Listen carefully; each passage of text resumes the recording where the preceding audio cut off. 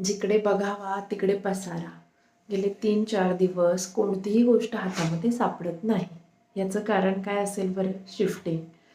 Shifting केलं खरं, घर आवडलं, सगळं झालं, पण त्याचं एन्जॉयमेंट घेण्यासाठी वेळ तर हवा, तो मात्र अजिबात मिळत नाही आहे.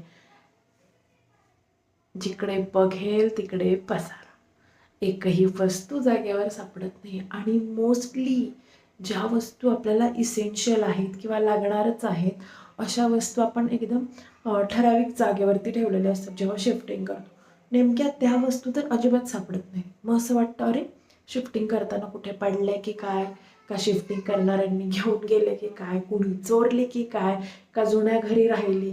ह्या प्रश्नांचं उत्तर जोपर्यंत ती वस्तू सापडत नाही तोपर्यंत काही मिळत नाही.